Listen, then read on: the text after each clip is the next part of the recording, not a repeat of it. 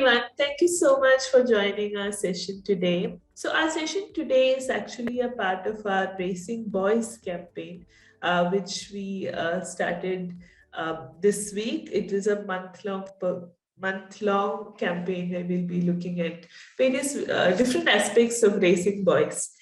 So, today in this session, we will be talking about how to introduce sex education to boys and how to talk to them about consent. And our guest for today is Niyati Shah. She is a renowned sexuality educator, a counselor, and a TEDx speaker and an author. She believes in empowering children and adults with sex education so that they know themselves and can take informed decisions, thereby eradicating the hesitation and taboo around sexuality. So I'd like to welcome Niyati to the session. Hello, Niyati. Thank you so much for joining us today. Hi, Vani, and thank you for having me here today. Right, it's a pleasure. So to dive straight into our topic today. So I wanted to start the session by speaking about starting with puberty. So as we all know, this is a time where, boys go through a lot, boys and girls go through a lot of both physical and emotional changes. And there's a lot of, things happening in their body. And it's a difficult time for them to, navigate through all of that. So I wanted to ask you as parents, how can we help them come to terms with how their body is changing and the, different emotions they're feeling? How can we help them cope with all of that? Yeah, so I think, so I would love to congratulate Parent Circle for taking up the boys topic, because even with the, career for over 10 years into sex education, we are still struggling to tell the parents that do not educate only the girls. This is, I think, the first time where the girls are more educated than the boys are, and the boys are not spoken about, this topic. So congratulations for taking this topic. I am super, super proud and happy to be a part of this. Thank you so much. Coming to your question, I think puberty, whether it's girls or boys, the system remains the same. You start talking to them about smaller things, always start with smaller topics like voice changing, you are going to grow up, your height is, you're going to become taller, you may put on a little weight, how exercise is important, how diet is important while they are growing up. And then slowly start graduating to topics like facial hair, hair around the body, all over the body. Then will come the voice change, then can come the reproductive system, because reproductive system, explaining that system will become your base to talk about all the other intense topics. Now, they don't have to be intense when we talk. I'm saying intense because we feel intense when they come, as a topic to talk about. Then start talking about, children are anyways asking questions like why my penis is hard, or what is happening to me, or why do you keep telling me not to touch my private parts. So these can become the opportunities to talk about topics like these, and why we are talking about safety, we're talking about hygiene, and then slowly start talking about erections, ejaculations, and then comes the main topic called wet dreams. From there on, as the age increases and they are becoming teenagers, you can start talking about relationships and intercourse, why it is important to know who you are with. And so a lot of topics can also come depending on their age. Now, we may speak about relationships even when the child is 10, but their questions will be, according to their maturity, and so should our answers be. So we may not start talking about contraceptives and STIs when the child is 10, but we may tell them that it is important to know about these things. So when you grow up, we will be talking about these topics in depth. So I think start from the smaller topics and then graduate to the topics that you probably are most uncomfortable, or you wonder that these can be one of the most intense topics to talk about. So even talking about simple things like everyday hygiene, when the child is taking a shower, ask him to pull his foreskin, clean his penis with water. So all these small things is where you can start from. If you are hesitant, like, what do I say? I don't have the vocabulary. What can I do?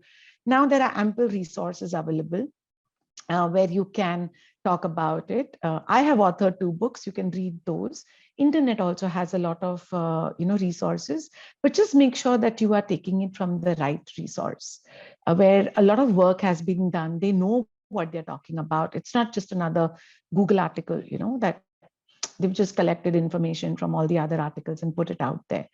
Visit the doctors, ask the professionals. So there's a lot of help around now for this topic. So yeah, I think the most important reason to talk about this topic, as you asked me earlier, is we should know ourselves first. Yeah, whether it's emotions, whether it's our body, whether it's who we are, what are likes, what are dislikes, because this education is going to help you become successful in all areas of your life. So if you really see, the personality of the person and the influence of that person is the most important criteria for the successful people that you'll see all over the world. They know who they are, they know what they are. So this becomes the base of learning and understanding ourselves. So not only for successful career-wise and academic-wise, even in relationships. So when you are going to have a partner, and if you only don't know what's happening to you and why it's happening to you, how will you ever know what is happening to your partner? And how can you be there for each other? Or how can you have a fantastic romantic and a sexual life? So this becomes a base for a lot of things, even to save yourself from abuse, domestic violence, bad relationships. These talks become extremely important so that you can talk to them about, again, something more deep and meaningful, and something that's going to help them live a very safe and a healthy life. Right. Yeah, and that is really important. So I'd like to go back to what you said. You said you were talking about how parents also need to sort of educate themselves and find the right resources. Um, so a lot of us are actually quite awkward when it comes to talking about sexuality, especially with children. So how do we address that? How do we have these conversations without making it seem very intense, like you said, or Yeah. really uncomfortable for both parties? Yeah. What can we really do? So I was not always an educator, right? So I also started somewhere where I said, okay, you know what, this is extremely important for my children. And that's how I dived into the whole topic, and I dwelled on it for and I'm still continuing to do that. So I would suggest start reading, get accustomed to the vocabulary, get accustomed to what the experts are saying, what the information is all about. So when you are knowledgeable, you automatically feel confident to take the conversations ahead. So before the words come out of your mouth, let them register in your brain, process it, understand what all needs to be spoken about, understand what kind of vocabulary. So the first thing to recognize is when you can't speak, it's only lack of vocabulary, nothing else. You already know what's happening. Some of us have already experienced what's going on, directly or indirectly, right? Even mothers know what a penis is, that there are erections, ejaculation. They know about it all. They know about facial hair. They've seen their husbands, they've seen their brothers, they've seen their fathers doing what they do, as a man. So it's not like you don't know. The only challenge is how to communicate. So reading, one, will give you a lot of knowledge. So that will take your confidence to another level. And then you can start practicing to talk either with your spouse or within the parent community. Start talking about it, tell them how important it is, or take part in conversations that are happening. Facebook groups are all about it, LinkedIn is talking about it, Instagram is talking about it, WhatsApp is talking about it. So be participative and use your vocabulary there. Start talking to people, whoever is around you, whether it's your girlfriend circle or anybody, and in context, not like, okay, I want to talk to you about this because I want to practice, and then you start talking, not like that. In context, and start participating. In no time, you will realize that you're very, very confident in taking up these conversations. Even if you're not doing any of this, but you've read, you've known, you've attended workshops, you know what you want to speak, you can directly go and start talking to your child. If you find yourself stuck or hesitant, hesitant, just take a moment. Let your child know, just give me a moment to collect my thoughts. So multiple things are happening in this. One, your child knows you're being honest with them. Two, your child knows sometimes you may need time to come back with a correct answer so that they comprehend what you're talking about. Sometimes it will also say, I don't have all the answers. So let me go back, gather it for you and come back and I'll, reply to you. So your child knows that you are one point source that they can rely on for honest information. And you are going to make it happen for them that they understand. So a lot of things can be done, but the whole point is to practice, to learn and practice, learn and talk, learn and talk. That's where it's going to happen. That's really interesting, Nidhi, because I think a lot of us stop at, I don't know how to talk about it. But like you said, you can always learn more and just do it. And if you make mistakes, it's okay. Oh, and trust me, there will be so many other parents who are doing the same thing that you are doing. Right. So not everybody is like, okay, I can talk about sex like nobody else. It's everybody is in that space. Somebody can talk about one, but not another. So it's absolutely okay to use these platforms and make sure that you learn how to communicate about it. Right. So maybe going back to puberty and how the body changes, it's also a time, especially teenage, early teens, when they start becoming very conscious of their bodies. Yeah. Suddenly they have pimples, and with boys especially, sometimes their voice doesn't change as soon as the others, and they're very conscious that they have a higher pitch voice. So how do we help them be less conscious of their bodies, or maybe build body positivity? What can we do? Now, unfortunately, we are a society who judges everybody. The first thing we judge is the way they look. Now, even if conscious people are conscious about what they're talking and how the expressions are going forward, there comes a times when subconsciously, we still comment on other people's bodies. Like, oh God, even if it's our friends, friendly way, but we still tell them, oh, you need to lose your weight. Oh, why are you putting on weight? You should start walking. And there are advices. Now, unfortunately, we cannot change the entire society overnight. But what we can do is we can empower our children. Let them know that these talks can come out casually. Do not make it very sensitive and tell your children that nobody should comment on your body and never take all that shit from anybody. Not necessarily, because society will take some time to change, and it is happening. The transformation is happening, but it's going to take a little time. So let's give that time to the society. But at the same time, empower your children to reply to these kind of comments. So, we can say, if somebody says, why have you put on so much weight? Let them know that I'm going through puberty. So sometimes it happens, my mom's told me and my doctors told me, and it's a fact that we children do put on weight when we are going through puberty. So don't worry, I'll come around. I'll make sure I'm taking care of my health. So what happens is the child is also becoming confident in handling these kind of comments. They will not be affected by a lot of body shaming, and they will feel confident, like, I know what I need to do. Still being respectful. So while as a society, we also must be careful of what kind of words are coming out of our system. What are we just about to tell them? If we can hold back before we speak it, nothing like it. But if we have said something and somebody is feeling bad about it or could not take the comment well, or we realize that it should not have gone that way, apologize immediately. Apologize to say, hey, listen, you know what? It shouldn't have come out that way, or I didn't mean it that way. Let me take my words back, and I'm sorry, but let me put it another way. I just thought, I felt concerned that maybe you're not feeling too great, or maybe this is not the health I wish for you. So please just, take it in a positive way. I just care. So that is also something that we can do and make sure that whatever we've done, we may not undo it, but we can definitely let the person know that that's not how we meant it to come.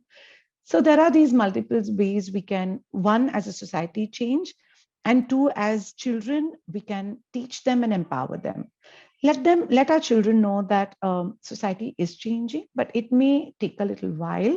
So if somebody comes and tells you something, it does not mean that you are fat and you need to feel less confident about yourself, or feel that I am not good enough, or I'm not, good looking enough, or I am not a good person. Looks are very different than what you are from inside. A person is made of two things, the inside and the outside. And while we humans use our five senses, vision is the first sense we use to experience things. So when somebody sees us, they do know a little about us, because that's one of the senses they've used. Then they listen to us, so they know our insides. Then whatever, the touch is there, so they feel us, they know who we are, they know the energy of us, and then the others. So go of depth to let your children understand, if somebody is commenting, you do not have to take it to heart. Learn how to respond back, or just smile and say, I will take care, don't worry, thank you so much for caring. So these are the ways you can empower your child, and let them know that that's not the end of the world. But the main challenge will come when the friends are commenting on friends in schools, in the classroom, in the tuition, in the building. A lot of it is happening. So once again, I think the best way to say is, if somebody says, "A jhadia," or "A kali," or something like that. So children are brutal when it comes to comments like that. So when something like that happens, rather than responding to them by anger, or by telling them, don't say it like that, or I don't like it, just let it go. Just let it go.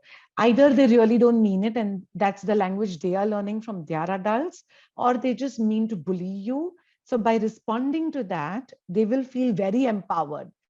They will know that you're getting affected by it, so they will continue using it. So don't let them know that you're getting affected, and let it go pass by. Sometimes somebody might feel this is not the right way to do it, and you must answer them back. Understand this much: if you answer them back, there'll be two things. Either you will be out of the group, or they will continue doing it even more. So the best thing is to just smile and just let it go. Unless it is hurting you a lot, it's become physical, it's become the entire group is taking over, it's become bullying, then you must address it, no doubt. But if it's just one single friend just saying it out of musty, I think it's okay. It's okay to be a little relaxed about it. I do remember my friends giving me, like I was extremely thin when I was a kid. So, calling me Sukadi and calling me Lambu and calling me so many other things. I never felt it was derogatory, I just knew it was one of my features. So what? So even today, they are my best friends, and it didn't come in our way of friendship. So somewhere, let us remember, it's okay for our friends to say that, or to call us with a lot of musty. And if the intention is right, don't bother. But if the intention is wrong and they are there to make sure that your life is hell, then address it. That's what I would like to say. Absolutely. Kirti, so going back to talking to children about sex education, what is the right time to start? And at what age should we start talking to them about, their private parts, or Yeah. about reproductory system, or whatever? So Vani, this topic is such that it can be spoken at any time. Okay, so just like, say, for example, a math, all right, or a science problem, or a topic. So I do remember having dining table conversations with my children when they were younger, and they would ask questions out of curiosity, like, why is everything falling down? Why nothing goes up? And these are questions at 3 and 4. So we would wonder, how do I teach gravity to children? But I think if you really know how to give references out of their lives, these topics are also explainable. You can just make it short, and you can tell them there is something called gravity in the middle of the earth, or in the earth. It acts like a magnet. Show them a magnet and tell them, see, if the magnet is here and I leave something, it'll go towards it. So, if the magnet is here and I've kept something close by, it attracts and it moves towards it. That way, we are all, standing on earth, or things go down towards the earth, and you can take a globe and explain. Similarly, sex education is also something you can take references from their daily life, not our daily life, their lives, and you can explain concepts to them. So, for example, it's a very common question at age 3 and 4: where do babies come from? How was I made? Who put me here, or how did I come? So you can take the life cycle of an animal or a bird, which they've already done in school also, most probably. And you can say that there are these eggs from which the babies come out. Some animals lay the egg outside. We humans lay it inside a special bag. Mamas have these eggs, and we lay it in a special bag called the womb or the uterus. And that's where the baby grows. You do not have to get into sexual intercourse and semen and how, two people come together. You don't need to go there. You don't need to lie that God has sent me, we got you from the hospital, a birdie came to drop you home. You can be honest about these things. Keeping in mind their age and maturity, your answers will change depending on their age. So if a child at 9 or 10 years is asking you that, you can talk about sexual intercourse. And trust me, the earlier the child knows about the human reproduction, it just becomes by the way conversation for them. It becomes a by the way learning for them. So when there is no shame in saying that the egg is laid and the baby comes out of it, there is no shame in saying this is the process of human reproduction. So it's the younger the child, they take it without bias. The older the child, all the biases have been programmed into them. A lot of conditioning has happened, a lot of shame they've recognized around the bodies and sex. And that's why it becomes like, you and dad did it. Ew, this is so gross. You will find a lot of 10-year-olds when they see kissing scenes or when they see two people together, there are bedroom scenes in TV series or movies, and they immediately close their own eyes. Now they don't even wait for parents to close their eyes. And they'll go like, this is so gross, this is so ew. You can take these kind of time to explain it to them that this is what it is. So one, there is no particular time, but in spite of that, if you really want to time it, either it should be when they ask you questions or they have commented on a certain thing. Those could be your time to answer them and take the topic up. Or you can plan and strategize just before their development. So by 4 or 5, you know that the child is now entering school, or there are two different bathrooms, to talk about genders, talk about how girls and boy bodies are different, talk about how to respect each other, talk about behaving with one another, talk about safe and unsafe touch. Then slowly, when the child, will now hit puberty. So the girls are hitting puberty by the age of 9 and 10. So literally, as not hitting puberty, I will say getting their periods by 9 and 10. So the puberty has begun by 7 and 8. So if 8 is the age where puberty has already starting, the hair in genital hair can be seen, hair in underarms. They will see pimples coming in. They will see breast development. So you can start talking at the age of 8 and prepare accordingly. Go slow and steady, but you can start talking about it. So by 9 and 10, talk about puberty is done. Then take it further on, then depending on what they are going through, you can take the topics on. So I think these are the three main time when you can start talking: when they ask questions, when they comment on, or the developments, you can take up these conversations. So, but understand, you cannot just make them sit down and say that today I want to teach you something. Take references from everyday life and then talk to them about these topics. Right. So we've spoken about different aspects of, sex education for boys. So coming to consent, and this is a very important topic now, and especially when we're talking about boys, helping them understand what consent is and why it's important and how they can respect consent is important. So how do we, how do we make them understand about consent or speak to them about consent? Yeah. So, Vani, telling them what consent means as a definition, they will have to be a certain age to comprehend the language. All right. But to comprehend a language, you need to know what it means. So first we have to teach them indirectly what consent means. So when a child is young, and when, even at an age of 1 year or 2 years, when you're feeding a child and the child does this and the child throws something away or says no, but what do we do? One more bite. This is for mama, this is for papa. So after they saying no, you continue doing it. They learn no does not mean no. So when a child says no, respect that no. Don't do it, at least for that time. So sometimes a child might say, I don't want to eat only. Now, I'm not saying that starve your child. I'm saying, say, okay, then go back after 10, 15 minutes. Tell them why you want them to eat, if that is the age of the child, or figure out another way of feeding your child. But at that moment, say, okay, and then stop the conversation, stop the action, leave it aside, at least for 15, 20 minutes, give them that understanding that your no means no to me.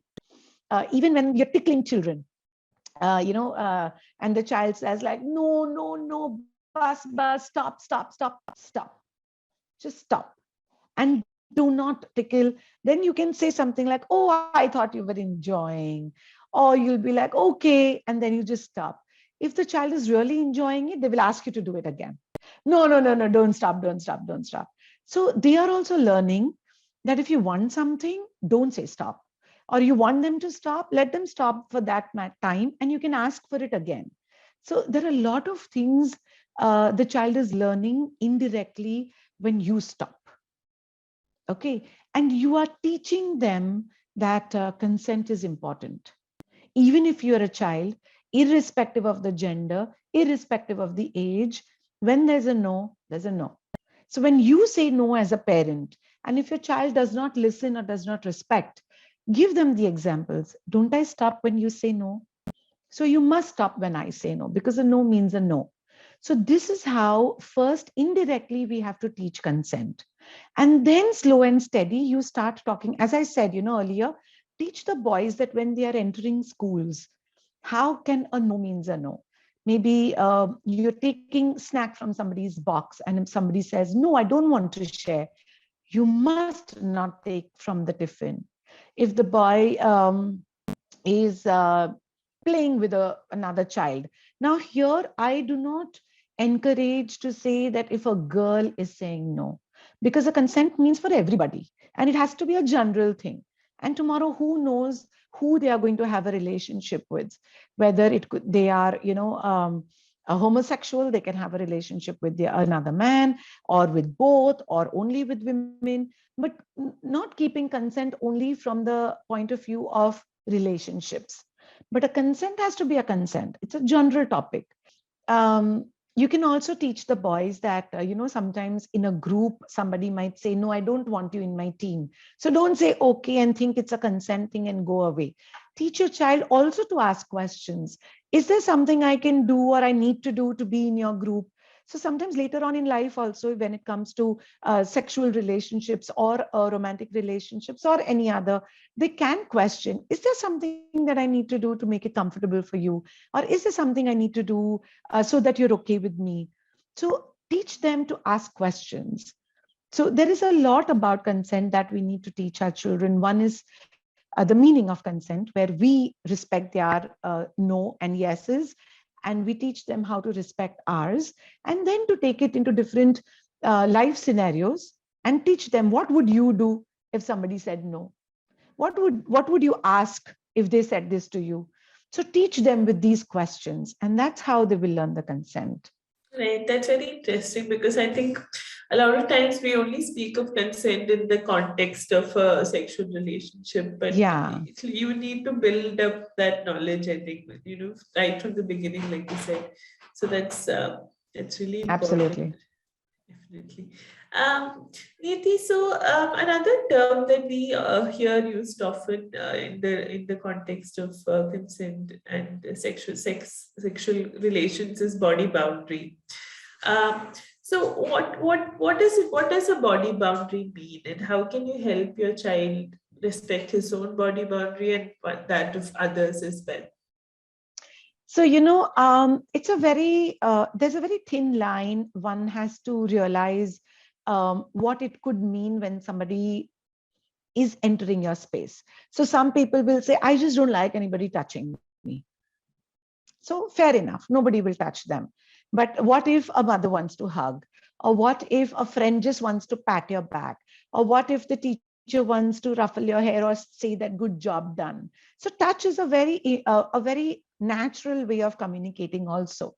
So one body boundary, what I understand means is allow yourself to decide who can touch you, when they can touch you, how much they can touch you. So that is what is important. So that also will happen on an everyday basis. It's not a one time learning. So as a parent, I think what we can teach our boys is it's not necessary that only girls need to be taught and you need to know how to treat a girl. You also must have your own body boundary. Just because you're a boy, people can't just push you around and be physical with you. You can tell them no, that don't touch me. you know um, Sometimes we parents tend to say, oh, boys are like that, so be okay about it. You don't know why your child is saying certain things to you. You don't know what the history is. So inquire what is happening. Listen to your child when they say, I'm not okay with this person touching me.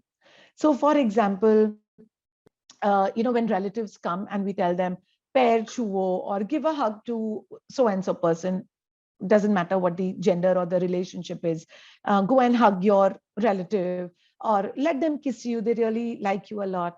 But the child may not be okay with that. So learn to teach your child it's okay to say no. Tell them that, you know what, I am uncomfortable with you hugging, or I'm uncomfortable with the hugs. Can we just high five or, do namaste? Can we do something else? I do not like hugs. So it's okay to say that. Teach your children that you may not like a hug from one person, but you're okay hugging the other two. So the child has to learn to figure the boundary is not a solid line for everybody. It could be different for different people. It could be a generic line also for everybody. It could be very strong that you just wouldn't allow it, or it could be flexible that it's okay at certain times. So teach them that when you decide who can touch you, when can they touch you, because you are the boss of your body, right? So I think this will translate into many different scenarios, into many different things for a child. And it will 100% save them from any kind of abuse because they know how to say no. It can allow them to make decisions to walk away from a certain relationship, because we know how domestic violence is taking shape for both genders, or for all genders for that matter. So we can teach our children to say no, to walk away from these kind of toxic people, to learn to deal with them. So body boundary, basically, we first need to understand that it's very fluid. It can mean different things for different people. And just because you have a certain body boundary, it does not mean your children should have that. Absolutely. And related to what you were saying also, we often talk of safe touch and unsafe touch. Yes. So how do we help our boys understand what is safe touch or what is unsafe touch? I think topics like safe touch and unsafe touch is generic for all children and parents, whether it's a boy or a girl. One, as parents, we need to be very, very educated about what the facts are. Um, Safe touch is not only for the girls, as we think that only girls are sexually abused or mistreated, or abused is the word I would like to go with. So it also happens with boys. I have had so many clients who come in, or even friends for that matter, and colleagues who have shared their stories with me that even we were touched. We didn't understand what this is. It was the boy thing to do sometimes. Sometimes I let it happen because I just thought all boys do this. But now I realize how inappropriate it was. So you need to teach your child the basics of One, the body boundary, as we were talking about, the right to say no, understand the difference between a safe touch and the unsafe touch. A hug can be safe as well as unsafe. Sitting next to somebody can be safe as well as unsafe. A shake hand can be safe or an unsafe. So show it to them. Tell them how a regular person will shake hands. So shake hands with them and say, just go 1, 2, 3 at the maximum, like, 3 seconds, and then leave the hand. So if somebody is high-fiving you, don't allow them to then start, touching you all over. Immediately you're done. So these are the ways to teach them that what a normal high five could be, or what a normal friend who's sitting next to you may nudge you a little, may, touch you a little, but what can translate into an inappropriate touch or an unsafe touch. So hug them as parents, hug your children for them to know what a safe hug can feel like and what an unsafe, they will immediately know the difference when it is not appropriate, because they have known what an appropriate touch feels like. So all these ways of teaching safe and unsafe touch is important. Let them know what to do if somebody touches them inappropriately. Tell them how to say no. Don't just, tell them yes, but also show it to them how to say no. Because very interestingly, there's a video on YouTube also that I have taken from my workshop, when we told the girls, that time it was a session for the girls. So when we told the girls to say no, depending on their personality, they said no. Somebody said very softly, please don't touch me. I said, nobody's going to believe you. Be more powerful. Let them know you mean it. And we had to train them. We had to do so many takes so that they are okay with even having an assertive voice. That, okay, don't touch me. So that is what you have to train your children sometimes, how to say no, and where can you do that. So teaching safe and unsafe touch is equally important for girls and boys, especially the boys, because they think it just happens. It's nothing to worry about, or they think it just doesn't happen to boys. So just like you would teach a girl, teach a boy too. Thanks, Neeti. I mean, those are some really useful tips. So you've Thank actually, you. taken us through all the different aspects of it. So that's very useful. So Neeti, I think we've covered, all the questions we had for you and everything we wanted to, discuss with you.